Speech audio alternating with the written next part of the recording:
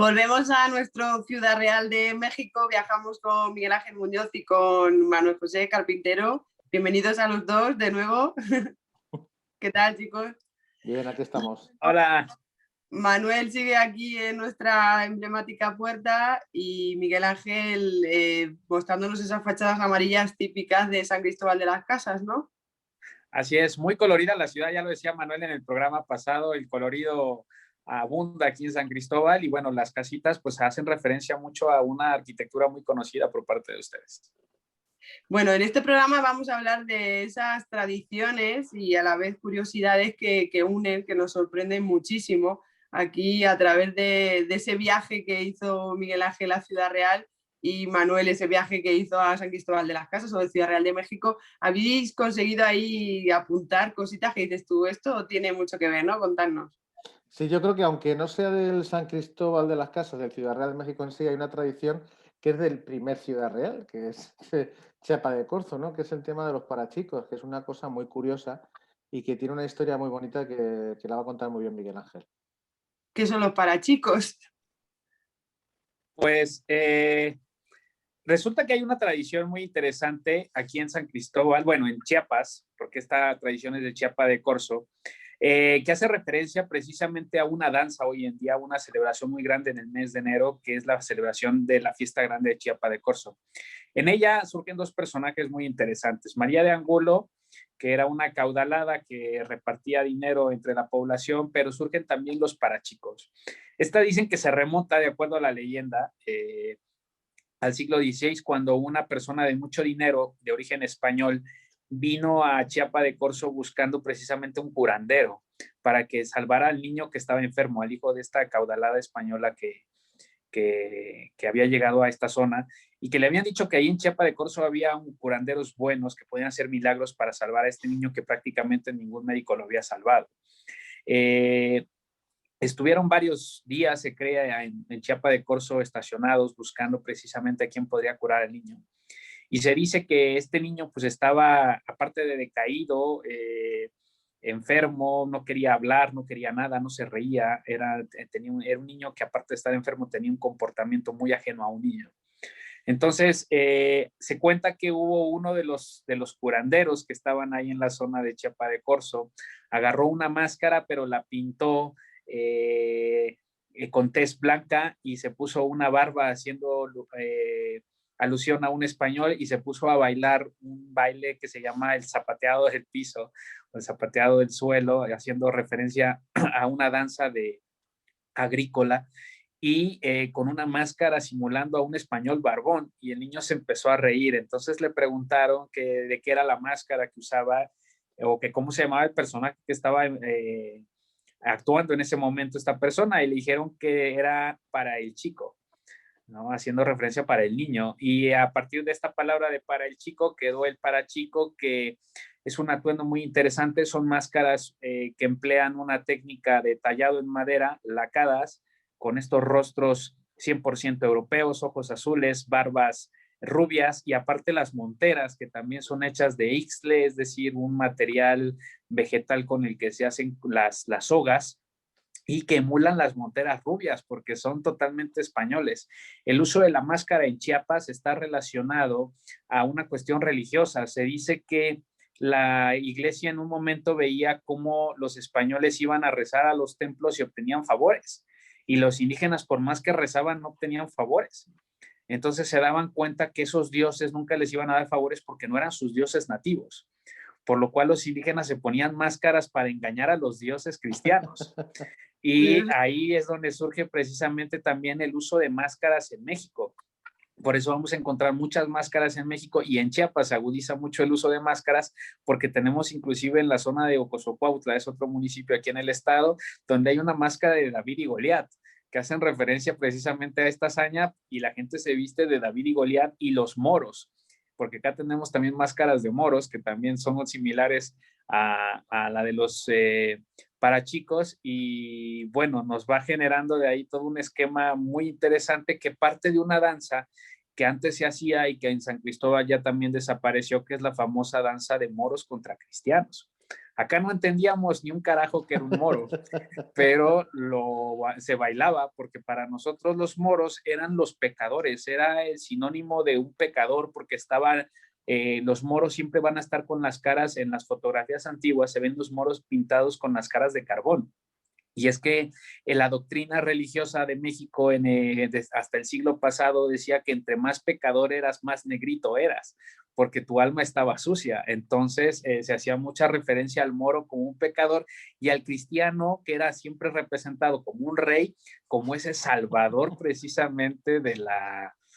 Pero ahí se ve mucho la influencia de nosotros, claro, porque las famosas fiestas de moros y cristianos que hay en toda España, lógicamente en América no tenía sentido, porque no hubo invasión musulmana en América. Entonces, un poco la referencia también a esa unión de culturas que ellos, lógicamente, no entendían nada de quiénes eran esos moros a que se les representaba. Claro, tú has explicado muy bien. Para vosotros era el enemigo, era el malo, era el pecador, porque es como lo pintaban los cristianos y como lo pintaban los españoles que fueron allí, claro.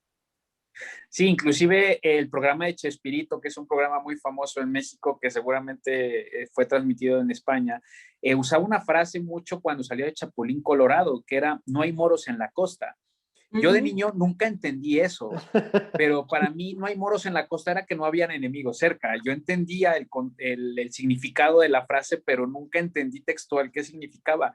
Tuve que crecer y involucrarme mucho en el tema histórico para entender que no habían moros en la costa de Cantabria, ¿no? Pero no en la costa de México, porque No, en aquí nunca Cantabria muy llegaron. al norte no llegaron, fue mejor No, la perdón, costa a la costa de Gibraltar, claro, el sí, estrecho o de Gibraltar. Mediterráneo o por ahí, sí, Ajá, sí. toda la zona del Mediterráneo. Entonces, es una frase muy utilizada en un programa mexicano, como no hay moros en la costa, y la gente no sabía qué son los moros. Y a veces de chiste decimos, bueno, si son moros, las esposas son las moras o qué onda, ¿no? Porque las zarzamoras. La verdad es que nunca se ha entendido el contexto. Pero hablando de reyes, para esta danza cristiana, también otra de las tradiciones que tenemos aquí en San Cristóbal es precisamente este festejo de los Reyes Magos. Acá sale Melchor, Gaspar y Baltasar en carros con unos animales de papel hechos a escala y van los Reyes Magos repartiendo dulces por todas las calles. Lo hace el barrio de mexicanos de una manera muy sencilla, muy significativa, pero es una festividad que me tocó verla allá en España. La primera vez tuve la oportunidad de verla en País Vasco. Y recuerdo que me impresionó porque hasta los patos y los gansos desfilaban. Con unos bastones, iban ahí por las calles súper ordenados, yo nunca había visto eso, fue impresionante. Y después vi que era algo muy común en España hacer esta celebración de Reyes Magos, que es algo que también nosotros tenemos. Aunado a esta celebración de los Reyes Magos, en celebraciones religiosas tenemos la procesión del silencio. San Cristóbal de las Casas es el único lugar en Chiapas donde hay procesión de silencio el Viernes Santo, aunque el año pasado no hubo y este año no hubo por el tema de la pandemia. En la celebración de la procesión del silencio es muy interesante. No estamos ordenados como ustedes en cofradías ni nada por el estilo, pero tenemos procesiones del silencio que parten de diferentes barrios de la ciudad. Podríamos decir que son lo equivalente a las cofradías y estos van vestidos de diferentes colores.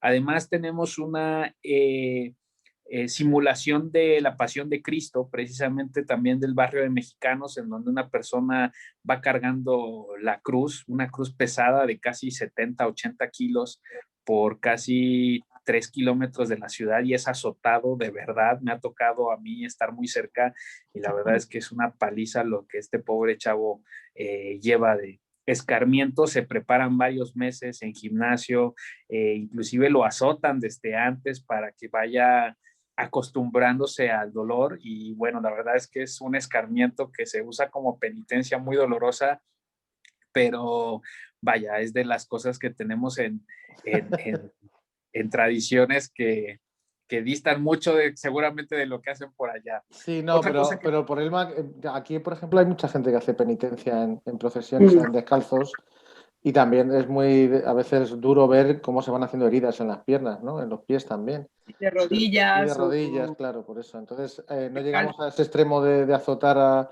al que lleva la cruz, pero lógicamente eso lo llevamos nosotros allí. O sea, no es Porque en Filipinas también, por ejemplo, hasta los crucifican y les clavan el clavo en la mano, o sea que eso ya es un poco más fuerte.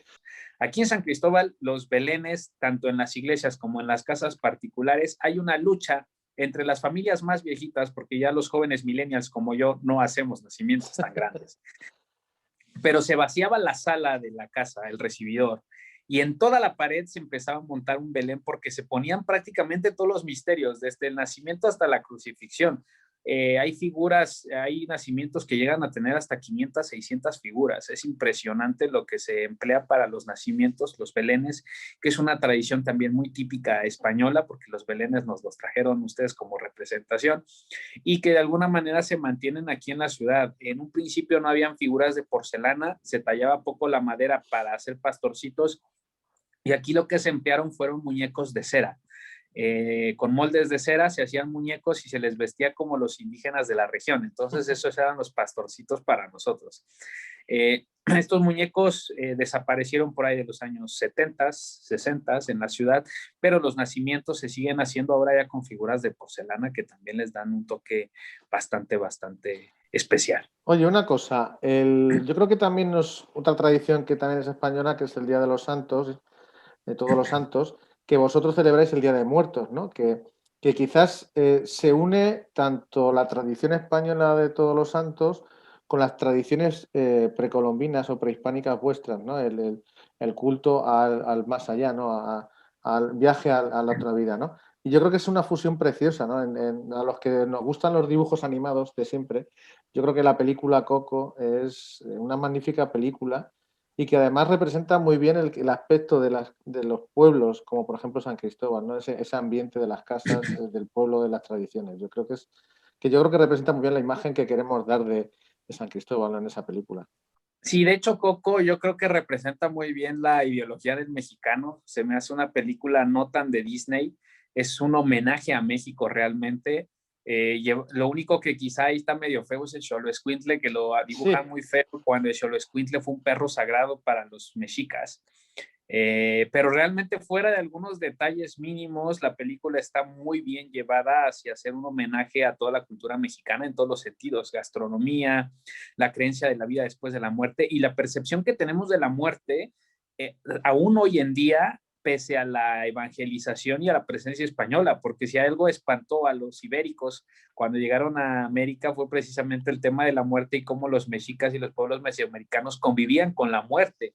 Y algo para los españoles que no se podía ni siquiera tocar, era un tema tabú, un tema de miedo, un tema bastante complicado para los españoles. Aquí en México la muerte se veía como un siguiente paso, como una continuación de la vida, porque al final todos teníamos que pasar hacia ella, ¿no?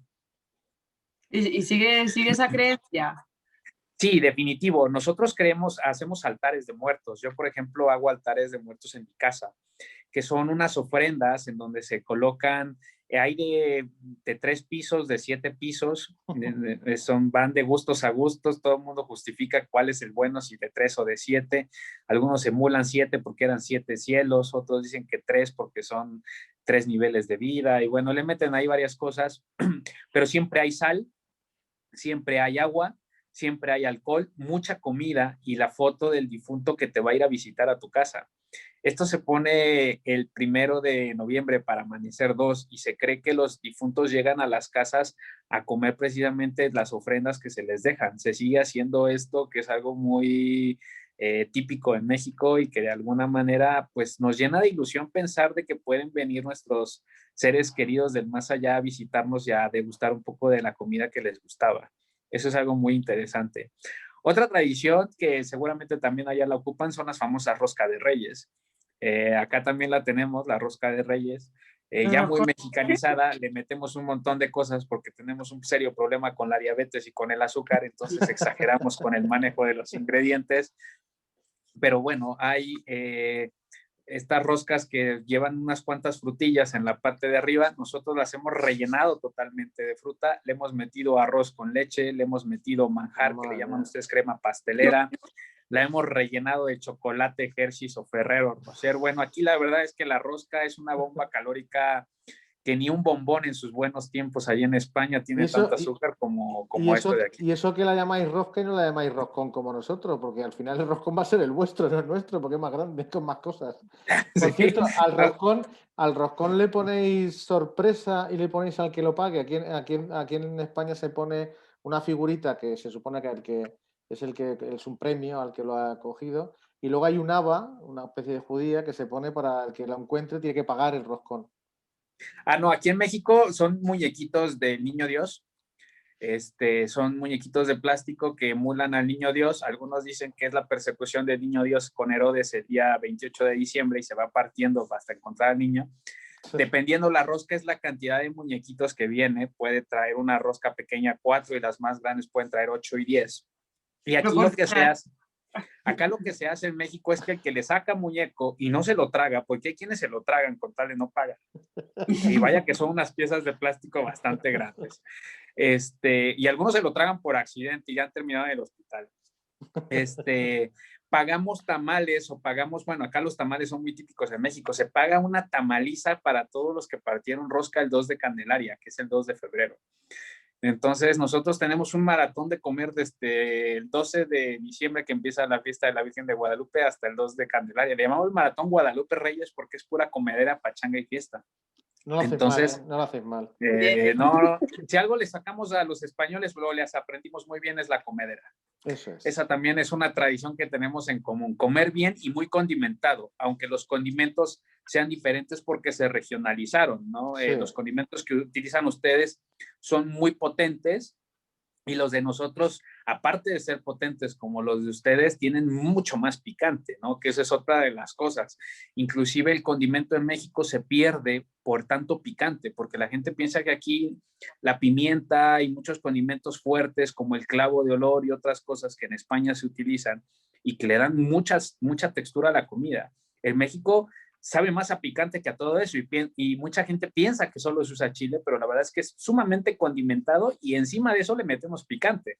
Predomina el picante en el sabor, pero la verdad es que son unas bombas muchas comidas. Aquí la verdad es que la gastritis también está a punto de turrón. Doy fe. Oye, una cosa, que siempre tenemos curiosidades en este programa. Hay una cosa que, claro, nosotros cuando tomábamos tequila en España cogíamos un trozo de limón, que para vosotros es lima, en la mano te echabas sal y hacías la tontería de sal, tú en el limón. Eso es falso, ¿verdad? Sí, eso no sé, eso yo lo aprendí en España. La verdad es que fue una de las cosas que España me enseñó sobre la cultura mexicana, como muchas cosas, como cuando uno va a Estados Unidos y aprende a conocer los tacos, ¿no? Que inclusive son con unas tostadas así todas feas, o los burritos, que no tienen nada que ver con lo de México, los nachos. Hay muchas cosas en donde yo vivo engañado. Cuando salgo de México, la comida mexicana es todo menos mexicana. Lo mismo dicen los japoneses y los chinos de su comida cuando salen de su país. Pero la verdad es que, a diferencia de otro tipo de comidas como la italiana, que al menos mantienen esencia, o la española fuera de España mantienen esencia, la comida mexicana fuera de México es muy difícil de recrear por el tema de los ingredientes y por el tema de los picantes. Es que no se consigue por ningún lado. Entonces, los tacos, que es una comida típica, o comidas típicas como las que hablamos en el programa de gastronomía, no se pueden hacer fuera de nuestras ciudades porque los ingredientes no existen. Es sumamente complicado. Doy fe porque cuando vino a Ciudad Real y estuvo haciendo tacos en mi casa, lo primero es que no saben a los burritos que nos hacemos nosotros ni a las fajitas, nada que ver. Están buenísimos. Porque un consejo vamos a dar aquí, que él lo hizo y yo lo sigo haciendo, es toda la carne que vayas a hacer en el taco o en la fajita, como lo quieras llamar, lo metes macerando en una fuente con cerveza durante una noche con una cantidad de especias que él me dio ahí. Y eso está espectacular. Solamente eso ya cambia el sabor. Nada que ver. Consejos sí, de hoy. Nosotros experimentamos todo y en México, aparte de mezclar muchas cosas, hay una frase que algunos mexicanos usan, no todos, que es: si se mueve, respira o es un ser vivo, se come, ¿no? Entonces, aquí comemos, vaya, cuánta cosa, ¿no? Por eso se comen muchos bichos. Estamos igual que los chinos, no al grado de comer murciélagos para generar una pandemia, pero la verdad es que sí comemos de todo un poco. Y bueno, la comida ha sido un factor elemental en la ciudad. Dentro de otras curiosidades que tenemos a la par de la comida, bueno, es que la ciudad tuvo un escudo de armas otorgado por el rey Carlos V, el rey Carlos I de España, V de Alemania, el famoso rey de los chocolates conocido aquí en México. Tuvimos el escudo de armas en 1535. Juana la Loca nombra a San Cristóbal de las Casas como ciudad real en 1537, que son cosas importantes. Tenemos influencia de reyes en la ciudad. Es una ciudad que se vuelve influyente. Otra curiosidad que a mí me gusta destacar siempre de San Cristóbal es que sin ríos ni mares navegables tuvimos un barco pagado por el ayuntamiento a más de 2,000 metros sobre el nivel del mar. ¿Y para qué quería un ayuntamiento un barco a más de 2,000 metros sin ríos ni mares navegables? Bueno, porque la ciudad se inundaba mucho y fue un intento de fungir como ambulancia. Y digo un intento porque la primera pregunta que se hicieron los sancristobalenses es ¿quién puede hacer un barco? Nadie salía de la ciudad, pero habían llegado unos alemanes recién llegados a la ciudad que habían viajado en barco y dijeron que ellos lo podían construir porque sabían cómo era uno. Pero lo construyeron, pero nunca vieron si tenía la física correcta para que flotara. Y cuando lo lanzaron a alta mar para rescatar a una población que había quedado varada en un barrio lejano al centro por una inundación, bueno, el barco tuvo un triste final similar al del Titanic, pero todavía mucho más triste, porque no se chocó con un iceberg, simplemente se hundió por el peso, ¿no? Que tiene las cosas interesantes. Una cosa, para todos los manchegos ciudadraleños que quieran ir a conocer al Ciudad Real de México, aparte de ir a tu hotel, que vamos a decirlo, claro. Eso. Claro. ¿Y ahora nos das un poquito más de señas? Ahora nos cuentas. Sí, les vamos a dejar ahí los datos también para que conozcan, porque ahí tenemos un museo de historia y curiosidades en donde tenemos cosas padrísimas sobre la ciudad.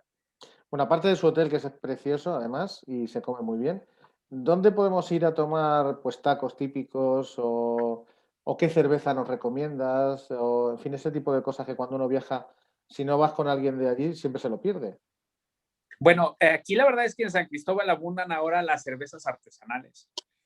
Son cervezas que les ponen un porcentaje de grados de alcohol porque se los tienen que poner, pero la verdad es que supera por 2 o 3 veces eso. Si dice 5, tiene 15. Si dice 7, debe tener 21 o 22. Pero los han hecho de sabores. Dentro de estas cervezas artesanales hay unas que se han comercializado más hoy en día aquí en San Cristóbal de las Casas, que son cervezas 100% locales, que se llama la cerveza Tzotzil, que viene del vocablo de la población indígena que habita en la zona. Es una cerveza oscura, muy estilo pale ale, como le llaman. Y bueno, la verdad es que es buenísima esta cerveza. Tacos, hay muchos lugares para comer tacos. Está el Tacoleto, que es uno de los emblemáticos. Está el Mesón del Taco, que algo que le llama mucho la atención a los europeos es este trompo de pastor que emula mucho al kebab que se consigue por allá, pero con una piña arriba.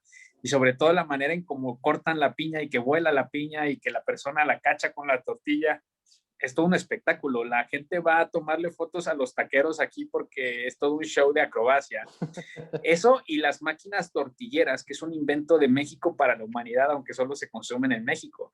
Las máquinas para hacer tortillas es algo espectacular. No sé cuántas tortillas se producen por minuto, pero deben ser un poquito más de 100, 150 tortillas por minuto. Y es una de las cosas con las que nosotros comulgamos todos los días, porque todos los días hay tortillas calientes en la mesa, como para ustedes el pan. Aquí, desafortunadamente, en México abundó más el maíz por la herencia mesoamericana y no permeó tanto el trigo como ustedes lo influyeron. Aparte era más bondadoso el maíz que el trigo por muchas cuestiones, se le sacaba más provecho y había más variedad de alimento porque la mezcla de fusión culinaria entre españoles y mesoamericanos generó, vaya, una explosión 3, 4 veces más grande. Se trajo todo lo bueno de México, de España, perdón, con todo lo bueno que ya había en Mesoamérica. Por eso la cocina mexicana es sumamente grande. Es muy difícil catalogarla. Me atrevo a decir que debe ser como una de las cocinas, si no es que la cocina más grande del mundo. Porque aparte pasa algo en México. Estás en un estado y te mueves de Chiapas a Oaxaca o de Chiapas a Jalisco y estás en otro país totalmente muy similar a lo que pasa en España, pero en macro, porque España es sumamente chiquito. Ahora imagínense el tamaño de México con estos contrastes similares a los que tienen ustedes, pero en gastronomía es una cosa espectacular porque parece que ni siquiera estás en el país. O sea, te cambias tantito, es más, ni siquiera tienes que salir del estado. San Cristóbal de las Casas no tiene la misma gastronomía que el resto del estado. Otra curiosidad que llama mucho la atención de San Cristóbal, aparte de este tema del barco, quizá tenga que ver con una aportación, bueno, hay dos aportaciones interesantes de san cristobalenses que ahorita les voy a mencionar como personajes dentro de las curiosidades. El primero es Josep Flores, como lo conocen en España. La verdad es que nos lo trataron muy mal, pero se debería de considerar el padre de la vacunación de brazo en brazo. Los españoles documentan terriblemente mal y por eso no tiene el título este señor, nacido aquí en San Cristóbal de las Casas. Fue el único no europeo que fue médico de cabecera de un rey, fue médico de cabecera del rey Carlos IV. Aparte, fue el que hizo el primer plano de un barco a vapor, que creo que se llama el Conquistador o el Imperial. El otro día lo leí, no recuerdo el nombre, que fue el primer barco veloz que tuvo España, basado en un plano de él, y no le dieron los créditos porque era mexicano, era mesoamericano, de la Nueva España. Entonces el título de ese barco se lo quedó la corona española. Mejoró los catalejos, como le llaman ustedes, hizo unas mejoras muy buenas en óptica y sobre todo fue la primera persona que les promovió a los marineros manejar las conservas con sal y en aguardiente, como las conservamos nosotros. Hizo muchos aportes para España, por eso estuvo toda su vida para allá. Y la verdad es que cuando ya había concluido su periodo de trabajo, quiso regresar a México y el rey no se lo permitió porque consideraban que podía ser una amenaza para España si esta persona regresaba por su conocimiento sobre todo. Y murió prácticamente en la pobreza y olvidado allá en Madrid.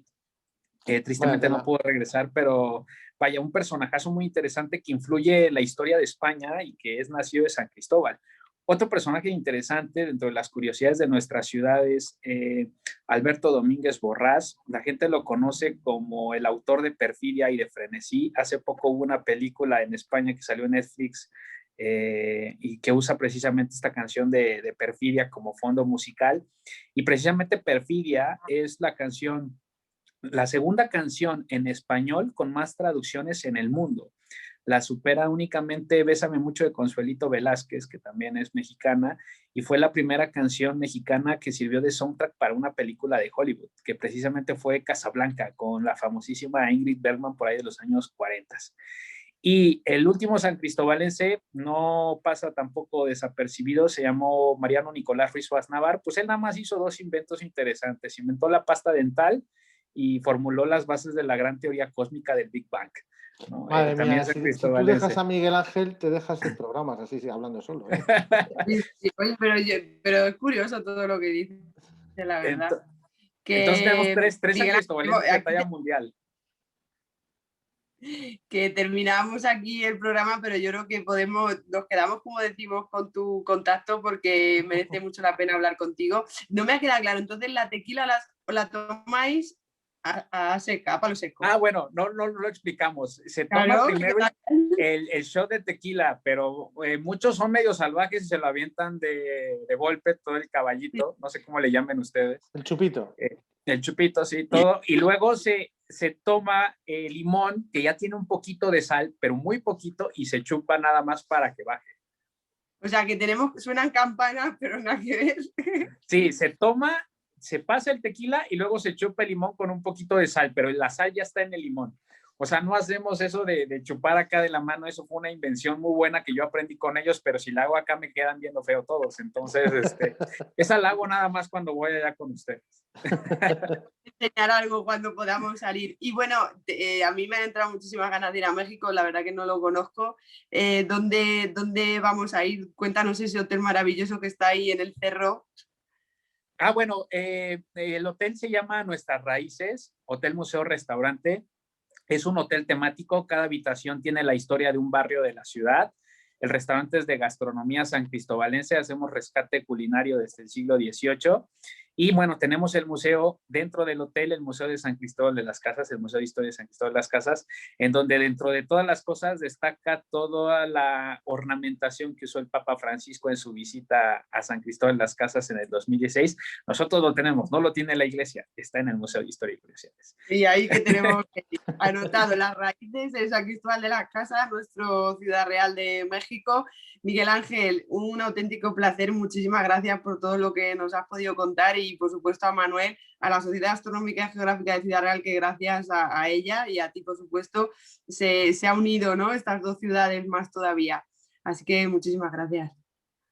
Hasta luego. No, al contrario, gracias, un placer y espero verlos pronto en vivo por allá. Esperamos que pronto se pueda regresar a la vida cotidiana, se puedan hacer los viajes sin tantas restricciones y podamos estar saludándonos por allá y disfrutando precisamente también de toda la buena gastronomía que tienen allá en la zona de Castilla-La Mancha.